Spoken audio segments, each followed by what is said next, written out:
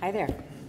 I see we're in luck today because Jodie Hamon is actually in country.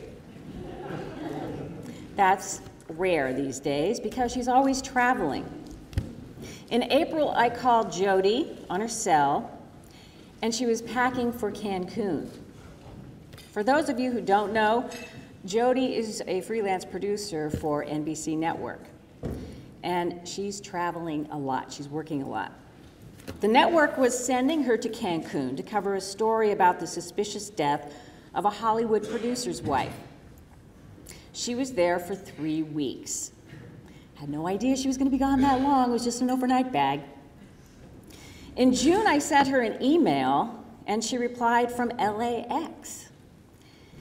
She was waiting to catch a flight to Peru. The prime suspect in Natalie Holloway's murder had struck again in Lima, and NBC needed a producer who could speak the language.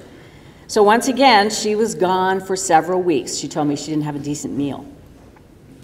In July, I tried to reach her again. This time she was a little closer to home, in Portland, Oregon, covering the disappearance of a young boy. Jodie's broadcast news career is alive and well. Decades after she broke into the business, reporting for a Long Beach radio station. I'm sure she misses that acid rock.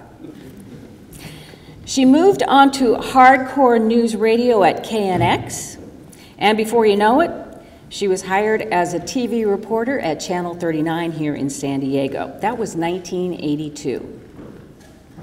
And that's when I first got to know Jodie. We'd see each other in the field, and I watched her reports. I thought she'd be a great addition to Channel 8, and so when there was an opening at Channel 8, I went to the news director and said, "Why don't you watch this gal?" He was impressed too, and he brought her on board. That was 1985. She's been impressing people ever since, with her strong news sense, writing ability, and her talent for storytelling. This business is a tough one, and it's nice to have good company along the way.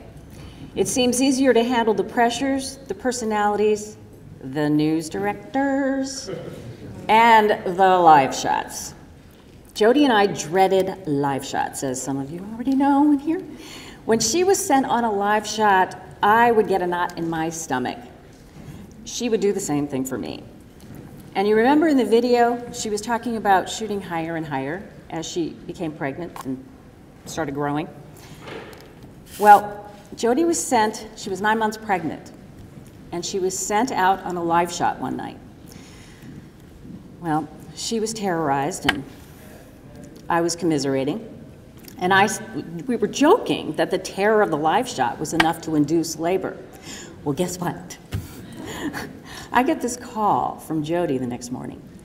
Won't be in today. I'm in the hospital. Yeah? Well, after that live shot, I gave birth to my daughter, Drew. It really did work, and it's a true story, and we laugh about it till this day. We worked our tails off in the Channel 8 newsroom, putting together 2 packages a day, every day. But Jodie had the added burden of reporting from 2 different countries. Because she spoke Spanish so well, she became the Tijuana reporter. I know she liked covering Mexico in those days, but she wasn't crazy about the extra stress that entailed. Getting the elements of a good story was difficult enough, but racing back across a busy international border to write, track, and edit 2 packages for the 5 o'clock news took a toll on the blood pressure. But Jodie did all of that with good humor and a smile. And she had enough energy left over to entertain the rest of us, because all of you news aiders remember that she'd be dancing around the newsroom, singing a song. She really did entertain us, and she kept us going. She made the newsroom a fun place to be. But nothing stays the same in life or TV news. Jodie moved on to the competition at Channel 10, reporting for their evening news. When she eventually left TV, it was to follow her dream of writing and producing documentaries. So in between her assignments for NBC, Jodie is making documentaries. In fact, she just sent off her most recent production to Sundance. The sound wasn't so great on that video, but it's called La Mama, an American nun's life in a Mexican prison, and we wish her the best. Jodie has always been there for me and others in this room. She's been a colleague and a good friend, even a carpool buddy. Larry and Jodie hosted my wedding, the second one, the good one, in her beautiful backyard. She's fair, honorable, compassionate, and hardworking. Jodie remains passionate about her craft, and it's my honor to introduce my friend and colleague, Jodie Hammond.